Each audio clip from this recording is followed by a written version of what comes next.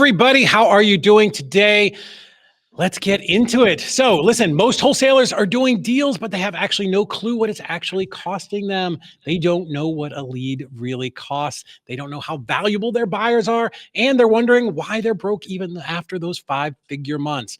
Listen, I have been investing for over 22 years, and I'll be honest, it's always been one of the weakest parts of my game, and probably yours too. So that's why I absolutely had to have Amanda Webster on today. She is the Chief Revenue Officer at Acrruity. They are the financial operations team behind some of the biggest names in the real estate industry.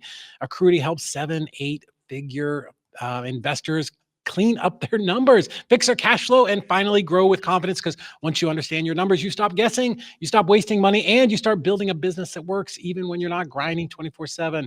So today, Amanda's going to break down the top 3 KPIs, the only 3 that matter, that'll either save your business or slowly kill it if you keep ignoring it. Let's get into it. Welcome to the Closers Club. Amanda, how are you? I am fantastic. That Yeah. was great music coming in. Like I was I dancing know. in the background. We're jiving. We're ready to go. Well, cool. Let's get right into it. 3 KPIs. Let's talk about number 1. Listen, I find it funny because a lot of people understand this first one in a different way, right? We call it CAC, right? The customer acquisition cost. I feel like But when Alex you look- Hormozy said that once, and I didn't understand it when he mentioned it either. So CAC is huge, right? CAC can be for a lot of things, right? So when you're looking at it from specifically like the wholesaler lens, right? Like what does that mean? Because acquiring a customer is very different in wholesaling industry, right? Like it's more acquiring the deal. We just don't want to CAD, I guess you could change it to, or DAC or whatever. But either way, the deal acquisition cost, right? So, basically the amount of money it takes to acquire that deal, right? What does it take to do that? What's your marketing spend? But you can't just stop at marketing spend. So what is it actually like equal? It's the marketing spend. And if you have commissions, right? If you're doing sales commissions, whatever, you have to kind of take that in, and then you divide it out by the number of deals, right? And you get your cost of acquisition at that point. And this is the crucial like underlying number you need to get. So how do you do it, right? All right. So if I have 10,000 direct mailers sent out at $1 per mailer, clearly it's $10,000. And the sales commission is $5,000, right? So that's an easy 15K. These are just round numbers I'm using. And I land 3 closed deals from that mail campaign, right? So that means easy numbers, 15 divided by 3 is it cost me $5,000 to acquire each of those deals. And so when you can dial it in, you can see, well, was that a good number? For some people, it might be. Depends on your market and what your margins are. But that's that first piece you have to know to get into the other pieces. Nice. It's just, what did you have to do to acquire the deal? It's same thing you use in marketing, general businesses, but how do you use it for a wholesaler? Right. Well, now I don't feel so dumb because I just always called that cost of the contract. But cool. Okay, now I get it. I appreciate you breaking that down. So yeah, I 100% agree that if you don't understand that, you're just out there willy-nilly spending money. And what do you think about this? I think you should track it by all of your different marketing channels so that you start to see which one is actually producing. Yeah, it should be not even just channels, right? It's every campaign. Let's say you order 10,000, flyers that are one style, 10,000 another style. Like you should be able to dial in every single piece, no matter what you're doing, right? But in a wholesaler, which mailer, which ad campaign, which thing did they come from to see? Because that in the end is going to let you know, what do you put more money into? Where do you proportionally put your money, right? If paid ads are getting you deals, then and more deals, and the margin is higher for you, then you put more money into paid ads. But how do you know that? You got to know these KPIs and follow the money and the data to get it. Yeah. So if you were sending out postcards, maybe you would just use a different phone number and then track the number of calls and conversions that come that way. Or if you're sending them to a website, I'm not the website guy, or pixels or some nonsense that you would put on there. You need somebody that's probably far smarter than me to figure that out. You're super smart. I don't know what you're talking about, David. Come on now. I tell people I'm a very simple caveman. Like literally my knuckles would drag if I wasn't wearing sneakers, like they would be right there on the ground. So cool. I think that is incredibly important. Certainly I did not do that in the beginning parts of my career. And that is one of the things that caused problems because you just think, great, I had a good month. Right. I made $100,000, but I spent 80,000 of it in marketing. Right. So knowing those numbers is so important. Yeah. Still boiling down to that whole like revenue doesn't equal profit. It's all the Right. same thing. Hmm. And yeah, if you don't break it down by each Yeah. campaign, each this, each that, how do you know what to Hmm. put money into next month and the next Yeah. month? Like how do you know? Because how do you scale if you're Right. blinding yourself?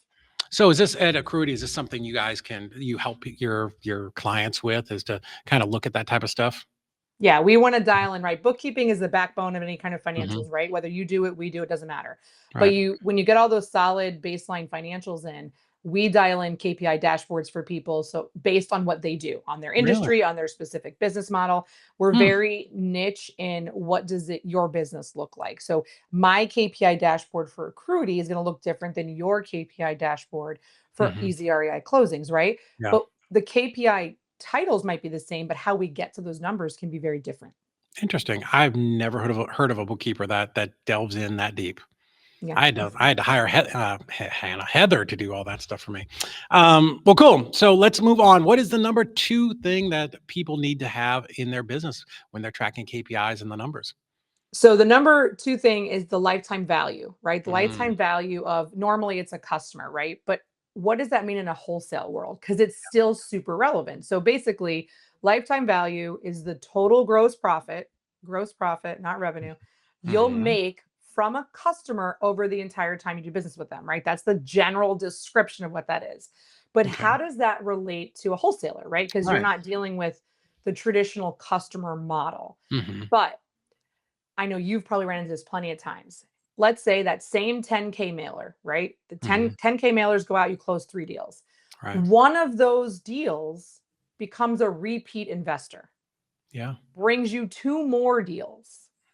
So now that one technical client for you has brought you Mm, 3 deals.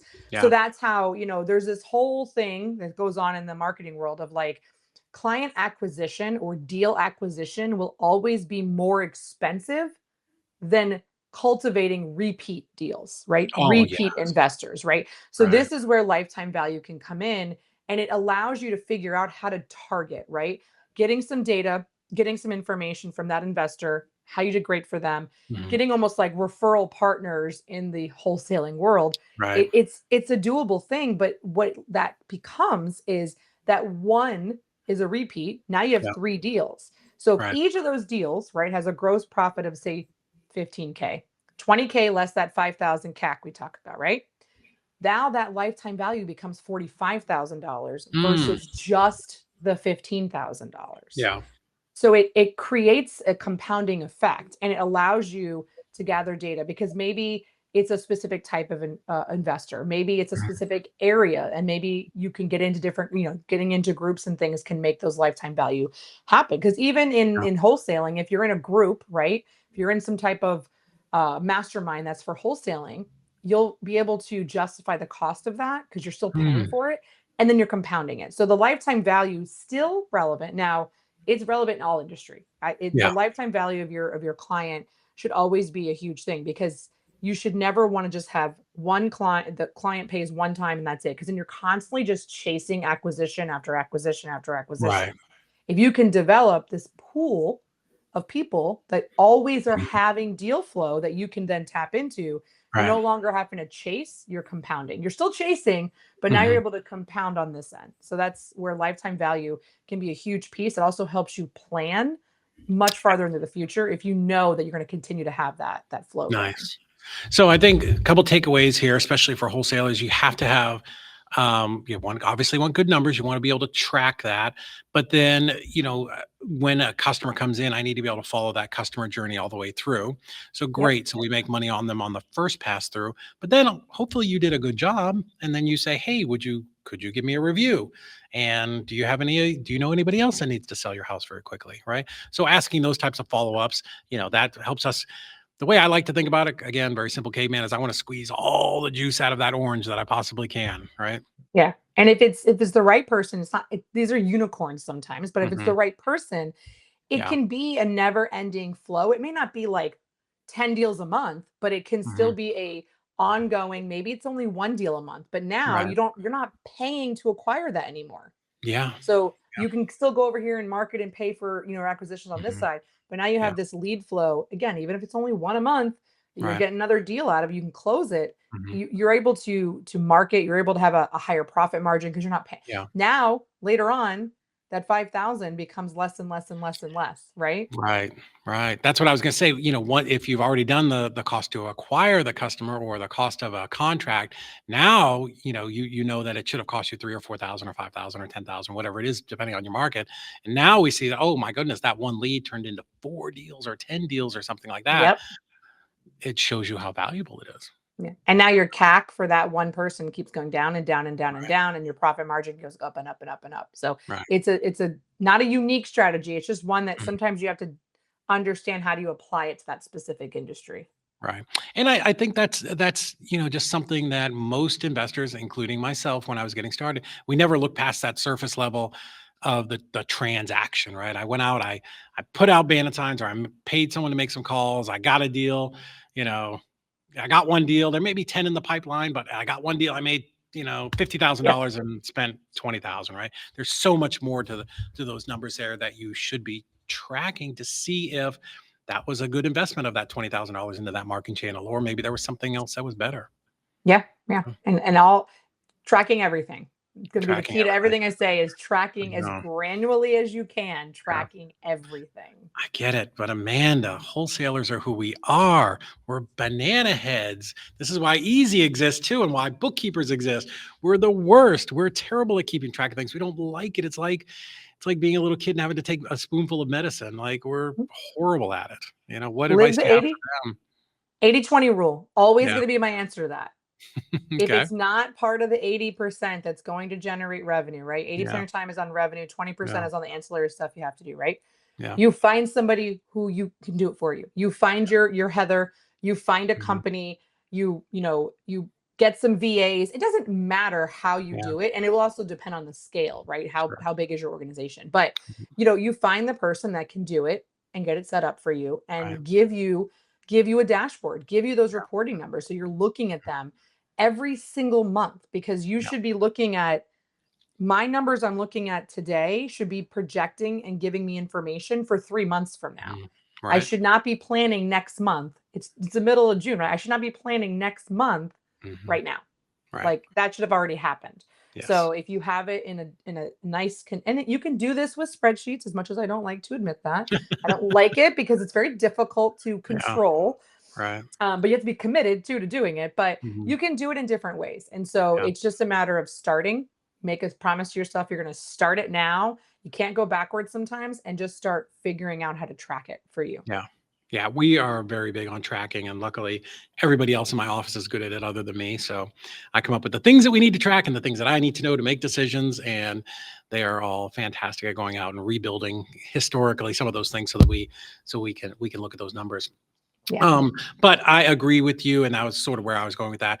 Typically, investors, we're all of one mindset. We're banana heads and nitwits. But our good friend Tom Kroll always says, make like a personal assistant or executive assistant your first hire, because you need Yes. somebody that can do these things for you, right? Like, Yeah. we're not naturally, or like the way we're built, most of us are not naturally good at this. Yeah. So yeah, 100%. Awesome. Well, what is the third financial KPI that every wholesaler must track? I know everybody is waiting for this.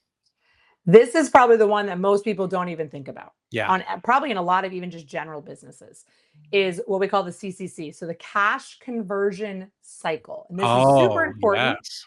This is how you do what I just said. This is how you plan 3 months, right? This is how you plan these things. So basically, what is the time between spending money Yeah. and collecting the cash from Yes. that deal, Mhm. measured by days, right? In the days. Yes. So taking that same example I've been using the whole time, right? Mhm. 10,000 mailers, $10,000, all Yeah. that stuff.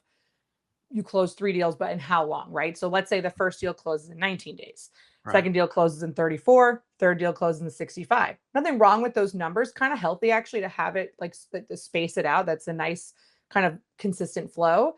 But what that means is it took you $20,000, or sorry, if you got $20,000 per deal, right? If we're going to say that's the Mhm. revenue you got on each deal, that Yes. means you got 60,000, but you Mhm. didn't get that 60,000 right away. Right. So on average, it took the cost cycle or cash cash conversion cycle. I hate these It's a lot. CCs. The average was 39 days in that example. So if it took $10,000, took 39 days to turn into 60,000. So what does that all mean? Well, it's a great return, don't get me wrong, but what happens if your bills are due on day 25? Yes. And you don't have the money because you haven't returned it to yourself, right? Right. So it's a planning, but also it's how you scale. Because you don't want to have to keep acquiring money, right? Cash flow is always a problem. So you don't have to keep going out and finding new loans or, Right. our good friend that does credit card stacking, right? Like you don't want to have to constantly keep going after that. You want to be able to take the money you invested and recycle it and just keep recycling and recycling and recycling. And that's how you get the compound and scaling effect. So it's fine if it takes 40, almost 40 days to make 10,000 into 60,000. But how do you plan in between, right? So if I know I have an average of 39 days, that means I know I need to be planning 2 months in advance. I need my marketing to be 3 months in advance to give me enough cushion. So that's why understanding that, and listen, that's an example. Some people's cash cycle could be shorter, could be longer. Right. But Depends on your strategy. Yeah. And the cash cycle could be different on different marketing channels. Yes. Right? So paid ads might come, maybe that comes quicker for you. So, and maybe the mailers take longer, right? Because there's a whole cycle that goes into it. Or maybe door knocking is something you're doing. It's not necessarily wholesaling. But my point is like, you have to understand each traffic level that you get. That's true. What is that That's cycle? a great point. Yeah, because if you're going for probate or bankruptcy, like those are going to be longer drawn out processes because of just what it takes to get that property cleared to be able to go get it closed. So I think that's amazing. That's so important. Cash conversion cycle, guys, fantastic. Something you should know. Like you just said, do we have the money in the bank to last for 30 days, 60 days, sometimes 90 days, right? And once you have all of these numbers and you have these KPIs, especially cash conversion cycle, now you can start to look at your business and go, oh, okay, how do I shrink that? How do I compress that? Right? Because that's the game. The game is once you have the numbers, that's not the end. Now it's how do I squeeze it and how do I get better? And now we can start to go in and look at your business and go, okay, great. It's taking me from this long from the time I send out my mailer till the time I start getting calls. And then I get calls and then it's this long till I get the contract and then till I sell it and then till I close. Where are the gaps in that? Right? Or where is something all of a sudden taking too long? And you could focus on that part of the business and just say, instead of saying, oh, I need to throw the whole thing out and start over again. Oh my God, that just, don't do that. Don't do that.